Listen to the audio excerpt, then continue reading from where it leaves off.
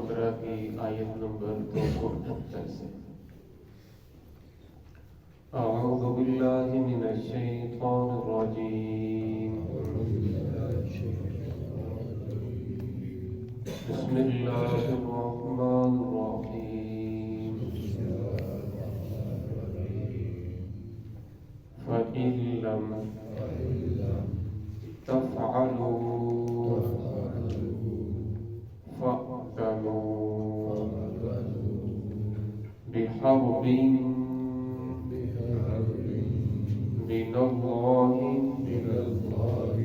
ورسوله وإن تبتم فلكم رؤوس أموالكم لا تظلمون ولا تظلمون، وإن كان ذو عسرة فنظرة إلى ميسرة وأن تصدقوا خير لكم إن كنتم تعلمون، واتقوا يوما ترجعون فيه إلى الله ثم توفى كل نفس ما كسبت وهم لا يظلمون۔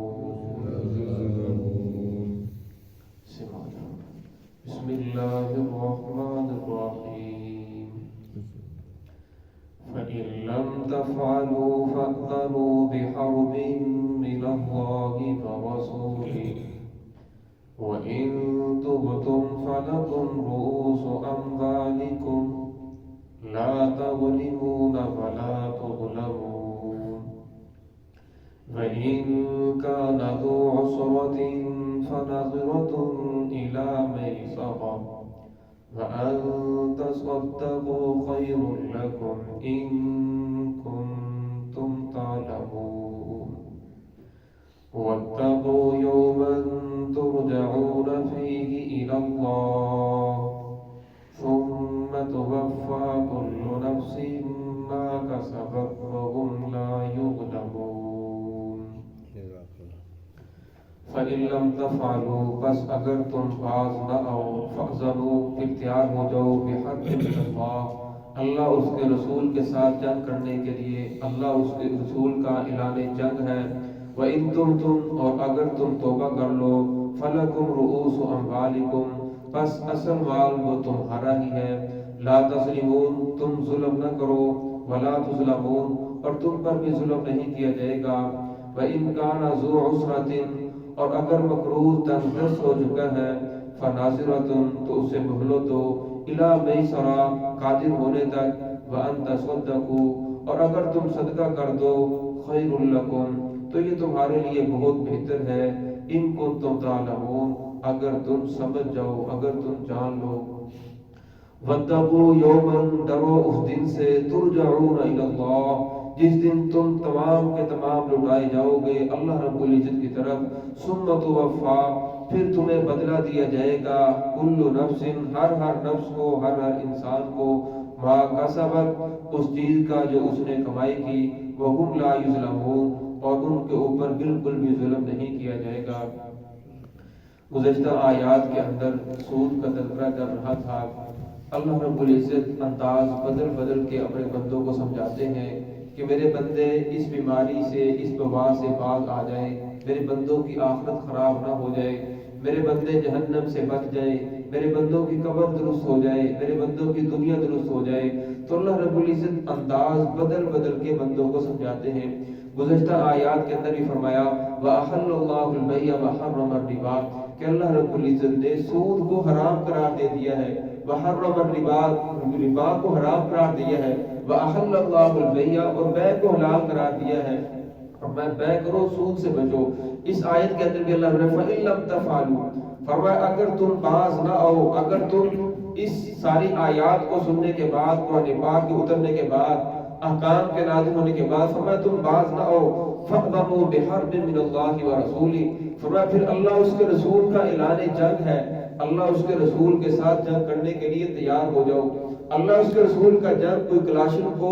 کوئی بندوق، کوئی بارود کا جنگ نہیں ہوگی، بلکہ اللہ اس کے رسول کی جنگ یہ ہے۔ پھر وہ جنگ اعصاب سے لے کر دلوں تک اور اسی طرح افراد سے لے کر نسلوں تک پھر وہ منتقل ہوتی ہے۔ آج دیکھ لیں اس خوفناک نظام کے اندر پوری دنیا نے سودی نظام کو جکڑ کر کے رکھا ہوا ہے، اور روز بروز اس کے شعلے بلند ہو رہے ہیں، اور یہ سودی نظام دن بدن بڑھتا چلا جا رہا ہے۔ یہ سودی نظام ایک قوم کا نہیں، ایک ملک کا نہیں، ایک شہر کا نہیں، بلکہ یہ بین الاقوامی ایک مسئلہ بن چکا ہے۔ پوری بین الاقوامی اس سودی نظام کے اندر جکڑی ہوئی ہے، اور صرف چند ادارے، چند سودی قرض دینے والے ادارے پوری دنیا کے اوپر یہ اقتدار کر رہے ہیں، اور پھر ان کا عمل دخل یہاں تک بڑھ چکا ہے۔ فرمایا قرضوں سے لے کر حکومتوں کے تبدیل ہونے تک، معاشرت سے لے کر معیشت کے تبدیل ہونے تک، دن بدن ہر ان کا عمل دخل جو ہے وہ بڑھتا چلا جا رہا ہے۔ فرمایا جو ہماری مقروض حکومتیں ہیں وہ ان کے اشاروں کے اوپر ناچتی ہیں، جس کی وجہ سے اپنی عوام کے اوپر نئے نئے ٹیکس مسلط کرتے ہیں، اور عوام بیچاری اتنی پریشان ہو چکی ہے کہ جو صرف کی چیزیں ہیں، ضروریات کی جو چیزیں ہیں وہ اتنی مہنگی ہو چکی ہیں کہ درمیانی آمدنی والا طبقہ وہ تو بہت زیادہ پریشان ہو چکا ہے، ان کی پہنچ سے بہت زیادہ دور ہو چکی ہے۔ فرمایا یہ اللہ اس کے رسول کے ساتھ جنگ کی وجہ سے ہے۔ جب تک لوگ سود کو نہیں چھوڑیں گے تو اللہ اس کے رسول کے ساتھ جنگ کے لیے تیار رہیں گے۔ پھر فرمایا کہ یہ پریشانیاں گھروں میں، بازاروں میں، ملکوں میں، شہروں میں دن بدن بڑھتی چلی جائیں گی۔ فرمایا اگر اس سے بچنا چاہتے ہو تو اس سودی نظام کو ختم کرو، تکافل لے کر آؤ، اور ایسی چیزیں لے کر آؤ جو اسلام کے مطابق ہو۔ فرمایا اگر اس طرح اگر آپ اس سودی نظام سے بچ جاؤ گے، فرمایا اللہ اس کے رسول کے ساتھ جنگ کو چھوڑ دو گے تو یہ نظام بدل سکتا ہے، ورنہ کوئی بھی حکومت آ جائے، ایک چلی جائے دوسری آ جائے، یہ نظام سدھر نہیں سکتا جب تک آپ نے اللہ اس کے رسول کے ساتھ جنگ کا اعلان کر رکھا ہے۔ فرمایا اگر اس سے بچنا چاہتے ہو تو اس سودی نظام کو چھوڑنا پڑے گا۔ جب سودی نظام کو چھوڑو گے پھر اللہ رب العزت کی رحمتیں برسیں گی۔ اللہ رب العزت آگے پھر فرماتے ہیں وَإِن تُبْتُمْ فرمایا اگر تم باز آ جاؤ، اگر تم توبہ کر لو، فَلَكُمْ رُؤُوسُ أَمْوَالِكُمْ جو اصل مال ہے وہ تمہارا ہی ہے، سود کو تم نے چھوڑنا ہے، جو سود کا آپ نے قرض کسی سے لینا ہے فرمایا اس کو چھوڑ دو، لا تظلمون ولا تظلمون فرمایا تم کسی پر ظلم نہ کرو۔ فرمایا ایک آدمی مقروض ہو چکا ہے اس کے اوپر ظلم نہ کرو بلکہ اپنا اصل مال لے لو، ولا تظلمون اور تم پر بھی ظلم نہیں کیا جائے گا، کہ ایسا نہیں ہوگا کہ تمہیں تمہارا اصل مال بھی واپس نہ کیا جائے بلکہ اصل مال واپس کیا جائے گا، جو اوپر سود ہے وہ معاف کر دیا جائے۔ وَإِن كَانَ ذُو عُسْرَةٍ آگے اللہ نے پھر فرمایا اگر آپ نے کسی کو پیسہ دے رکھا ہے، اب اس کے اوپر کوئی آسمانی آفت آ گئی، یہ دنیاوی آفت آ گئی، یہ ڈاکہ اس کو ہو کے گھر ہو گیا، تو فرمایا اگر وہ تنگ دست ہو چکا ہے فَنَاظِرَةٌ فرمایا پھر اسے مہلت دو، إِلَىٰ مَيْسَرَةٍ اس کے خوشحال ہونے تک، اس کے قادر ہونے تک۔ فرمایا اگر تم مہلت دو گے وَأَن تَصَدَّقُوا اور فرمایا اگر تم صدقہ کر دو تو یہ تمہارے لیے بہت زیادہ بہتر ہے۔ قرآن پاک کے اندر، احادیث مبارکہ کے اندر مہلت دینے کے بہت زیادہ فوائد ہیں۔ حدیث پاک میں آتا ہے فرمایا جس مسلمان نے، مسلم یہ ابو داؤد کی روایت ہے، ابو ہریرہ رضی اللہ عنہ سے راوی ہے، فرمایا جس مسلمان نے کسی مسلمان کی ایک پریشانی کو دور کیا، دنیاوی پریشانی کو، فرمایا اللہ رب العزت اس آدمی کی آخرت کی پریشانی کو دور کریں گے جب وہ پریشانی کے اندر مبتلا ہوگا۔ اور فرمایا جس انسان نے کسی انسان کے ساتھ دنیا کے اندر بھلائی کی، فرمایا اللہ رب العزت دنیا اور آخرت میں اس آدمی کے لیے آسانیاں پیدا فرما دیں گے۔ اور ایک روایت کے اندر آتا ہے، مسلم شریف کی روایت ہے، عبداللہ بن مسعود رضی اللہ عنہ سے راوی ہے، فرمایا آپ صلی اللہ علیہ وسلم نے پہلی لوگ امتوں کے آدمیوں کا تذکرہ فرمایا قیامت کے لیے ایک ایسے آدمی کو لایا جائے گا جس کے نامہ اعمال کے اندر نیکی کوئی نہیں ہوگی. تو آدمی بڑا پریشان ہوگا. پھر اس آدمی کی ایک نیکی سامنے آئے گی کہ وہ آدمی مالدار تھا, لوگوں کے ساتھ اس کا لین دین بھی تھا, لیکن اس نے اپنے خدام کو کہہ رکھا تھا کہ جو تنگ دست ہو آپ نے اس کے اوپر سختی نہیں کرنی. اللہ رب فرمائیں گے کہ تو درگزر کرتا تھا, تو ہم سے بڑا درگزر کرنے والا بن گیا, جاؤ میں تجھے معاف کرتا ہوں. اس آدمی کو جنت کے اندر داخل کر دیا جائے گا. تو فرمایا اگر کوئی مقروض ہو چکا ہے, اس سے فائدہ اس کے یعنی اس کی کمزوری سے فائدہ اٹھا کر اس کے اوپر اور زیادہ قرض کو مسلط کر دینا, اور زیادہ سود کو مسلط کر دینا, فرمایا اس سے بچنا چاہیے. فرمایا اگر وان تصدقوا, اگر تم صدقہ کر دو, صدقہ کرنے سے کئی تفصیل ہو سکتی ہے. فرمایا سارا اسے صدقہ کر دو یا آدھا چھوڑ دو یا کچھ حصہ جتنی آپ طاقت رکھتے ہو اگر اسے چھوڑ دو تو فرمایا یہ تمہارے لیے بہتر ہے, ان کنتم تعلمون, اگر تم سمجھ جاؤ. تو بعض مرتبہ ایسے ہوتا ہے ایک آدمی کے پاس مال بھی ہوتا ہے اور مال ہونے کے باوجود وہ پیسہ واپس نہیں کرتا, فرمایا اس کے اوپر آپ سختی کر سکتے ہو, اس سے آپ لے سکتے ہو. یہ اس آدمی کے لیے ہے جو تنگ دست ہو چکا ہے, چاہے وہ ملک ہو, چاہے وہ قوم ہو, چاہے وہ ایک فرد ہو, فرمایا پھر اس کے لیے آسانی پیدا کرنی چاہیے. آگے والی جو آیت ہے واتقوا یوما ترجعون الی اللہ, یہ قرآن پاک کی نزول کے اعتبار سے سب سے آخری آیت ہے, سب سے آخر میں یہ آیت نازل ہوئی. لیکن رسول اللہ صلی اللہ علیہ وسلم نے فرمایا اسے سود کی آیت والی بات, سود والی آیت کے بعد اس آیت کو رکھ دو,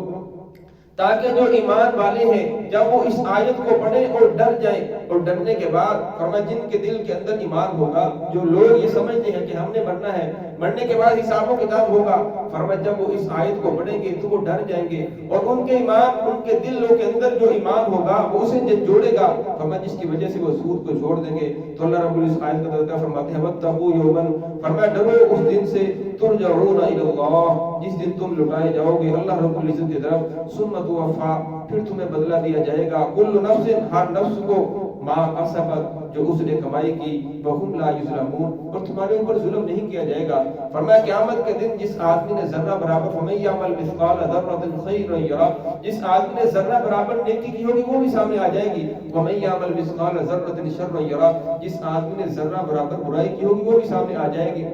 روشن دان سے روشنی آ رہی ہو تو درمیان میں چھوٹے چھوٹے ذرات نظر آ رہے ہوتے ہیں, اسے ذرہ کہا جاتا ہے. فرمایا جس آدمی نے اتنی ذرہ برابر بھی نیکی کی ہوگی قیامت وہ بھی سامنے ہوگی, اور جس نے ذرہ برابر برائی کی ہوگی وہ بھی سامنے ہوگی. فرمایا اس وقت انسان کہے گا مالی حاضر کتاب, 15 پارے کی آیت ہے, اور کیا ہو گیا اس کتاب کو, کیا ہو گیا اس نامہ اعمال کو, لا یغادر صغیرۃ ولا کبیرۃ الا احصاها, نہ اس نے کوئی چھوٹی چیز کو چھوڑا ہے, نہ اس نے کسی بڑی چیز کو چھوڑا ہے. فرمایا اس وقت انسان پریشان ہوگا. تو اللہ رب فرمائیں گے کہ آج کے دن تیرے اوپر حساب لینے کے لیے تیرا نامہ اعمال ہی کافی ہے. تو اللہ رب العزت نے اس آیت کو آخرت کے اندر لا کر اس بات کو سمجھانے کے لیے, تاکہ میرے بندے جب آخرت کا سوچے تو ڈر جائیں اور اس نظام سے بچ جائیں. دعا ہے کہ اللہ رب العزت ہم کو اور پوری دنیا کو اس سے بچنے کی توفیق عطا فرمائے. بسم اللہ.